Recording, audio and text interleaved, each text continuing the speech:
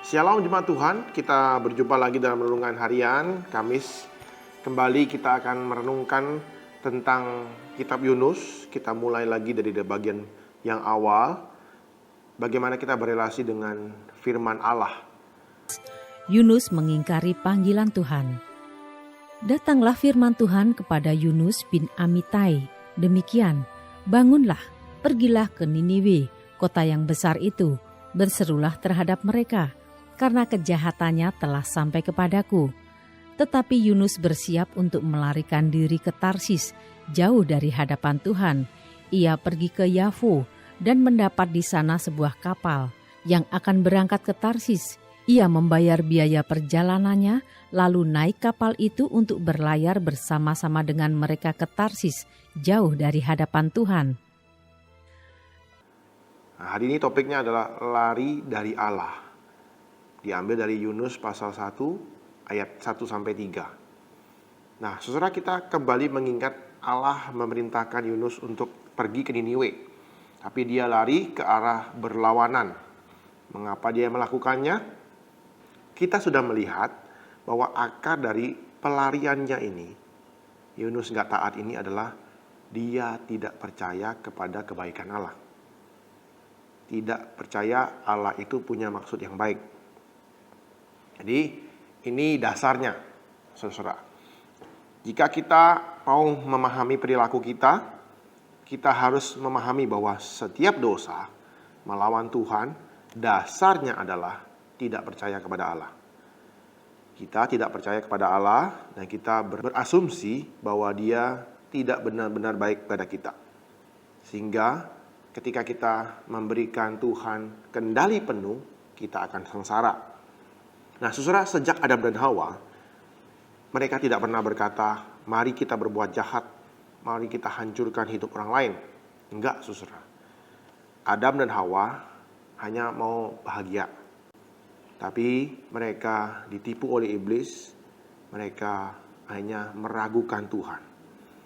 Mereka pikir bahwa Allah itu tidak baik bagi mereka. Yunus melakukan hal yang sama. Dia sedang merangkum sejarah umat manusia untuk menunjukkan kepada kita bahwa kita punya pola yang sama seperti itu. Manusia ada yang tidak berbohong, tidak memekokkan kebenaran, tidak menipu, mengeksploitasi orang, memanipulasi orang, bertindak egois, melanggar janji, menghancurkan relasi, atau kecewa berat hanya karena ingin menjadi jahat. Nah, saudara, mereka bukan niat jahat itu tidak begitu tinggi seperti itu. Benar-benar nggak jahat. Tapi rata-rata kebanyakan dari kita adalah kita ingin bahagia dan kita tidak percaya Allah bisa bikin kita bahagia seperti itu. Nah, meski kita diajarkan kita tidak boleh bohong atau tidak setia pada pasangan kita, namun manusia sering pada di persimpangan. Dan mereka berkata, saya perlu bahagia. Jikalau saya mentaati Allah, maka saya akan kehilangan ini dan itu. Dosa selalu dimulai dengan membunuh karakter Allah. Kita percaya bahwa Allah menempatkan kita di dunia dengan banyak kesenangan, tapi bertekad untuk tidak memberikan kita kesenangan jika kita menaati Dia. Inilah tipuan iblis, tipuan ular. Dia mengatakan kepada manusia bahwa manusia melawan Allah adalah satu-satunya cara untuk mewujudkan kebahagiaan dan potensi terbesar mereka. Inilah delusi yang ditawarkan oleh iblis yang sudah masuk ke dalam manusia yang berdosa. Salah satu alasan utama kita tidak terlalu percaya Allah adalah karena kita percaya diri sendiri, percaya hikmat kita sendiri. Kita pikir kita jauh lebih tahu daripada Allah untuk menjalani hidup ini. Saudara, percayalah, kita tidak tahu apa-apa. Kita kadang-kadang memang pikir kita sudah pengalaman, sudah banyak makan asam garam. Kita sudah berpuluh-puluh tahun tinggal di dunia, melanglang buana punya pengalaman begitu luar biasa. Kadang-kadang kita pikir kita sudah tahu, padahal hanya Tuhan yang tahu masa depan. Hanya Tuhan yang tahu bagaimana cara yang terbaik untuk menjalani kehidupan. Maka akibat ketidakpercayaan kita yang besar kepada kebaikan dan firman Tuhan, kita melakukan sesuatu keluar dari kendalinya Tuhan. Inilah godaan yang paling dasar yang pernah ada di dalam dunia ini. Dan ini adalah dosa asal. Detail-detailnya bisa banyak macam, tetapi intinya adalah saya harus mencari sendiri. Nah, ini selalu sama. Godaan ini selalu sama. Saya harus cari sendiri. Nggak butuh Tuhan. Saya nggak percaya Tuhan. Seperti itu. Nah, Yunus tidak percaya kepada Allah. Makanya dia lari. Apa yang seharusnya dia lakukan? Dia harusnya taat, saudara. Kisah Abraham sudah memberikan penjelasan kepada dia. Dia sudah tahu kisah Abraham. Ketika Abraham dipanggil Tuhan untuk menyerahkan anak tunggalnya Ishak. Di situ tidak ada alasan, tidak ada penjelasan kenapa harus dibawa anaknya itu, harus diserahkan, dikorbankan. Tetapi Abraham taat. Abraham percaya kepada Allah. Seharusnya kisah Abraham ini menjadi sumber rohani bagi Yunus.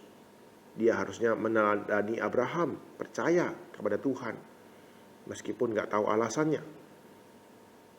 Tak perlu tahu mungkin. Sebenarnya saudara, kita pun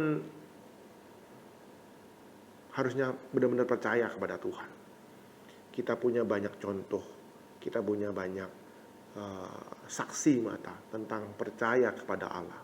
Tokoh-tokoh Alkitab. Bahkan kita melihat diri sendiri, Yesus Kristus itu taat kepada Allah Bapa.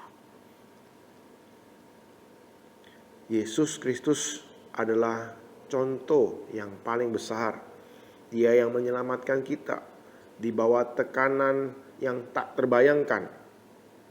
Tetapi ia berkata kepada Bapanya, janganlah seperti yang kukehendaki, melainkan seperti yang engkau kehendaki.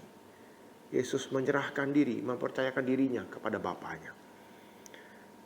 Nah, saudara, misi yang Allah berikan kepada Yunus itu bisa berujung kepada kematian dan penderitaan. Inilah panggilan yang sering didengar oleh orang Kristen selama ini. Pergi memberitakan dan berbuat baik di bagian-bagian dunia di mana kematian bisa mendadak terjadi setiap hari. Namun Yunus menolak pergi. Hanya memikirkan dirinya sendiri. Ini bertolak belakang dengan apa yang Tuhan lakukan. Yesus menjalankan misi Allah, misi kematian, misi mengorbankan diri yang berujung kepada penderitaan dan kematian. Cawan itu diterima, ditanggungnya untuk menghapus dosa-dosa manusia. Nah, saudara, jikalau kita mengerti apa yang Yesus lakukan demi Anda, dan jika Anda membawa keagungan Kristus itu ke dalam hati Anda, maka itu bisa menghancurkan keyakinan kuat kita akan ketidakpercayaan kita kepada Allah. Allah begitu baik kepada kita. Kita bisa melihat itu dalam Kristus Yesus. Dia baik. Dia sungguh baik bagi kita. Jangan ragukan itu. Jangan tinggalkan itu. Tuhan telah melakukan pengorbanan yang terbesar di kayu salib. Dia mengasihi saya. Dia melakukan itu untuk saya. Dia merasakan penderitaan itu untuk saya. Oleh karena itu, saya percaya Dia pasti melakukan yang terbaik untuk hidup saya. Saat ini, Bapak Ibu Saudara, jikalau kita dalam pergumulan yang berat, sampai kita meragukan kebaikan Tuhan, mari kita tetap percaya kepada Dia. Jangan ragukan kebaikan Tuhan. Karena Dia begitu baik kepada kita. Dan Dia telah melakukan segala-galanya untuk kita. Tuhan Yesus memberkati kita. Tuhan Yesus menolong kita. Dan menguatkan kita menjalani pergumulan dan tekanan hidup yang kita alami saat ini. Mari kita berdoa. Tuhan, dari kisah Yunus kami belajar satu hal, bahwa dosa yang paling asal, paling awal adalah ketika kami meragukan kebaikan Tuhan. Tuhan, dari kisah Yunus ini kami belajar Tuhan, kami melihat bagaimana Yunus tidak percaya kepada Tuhan.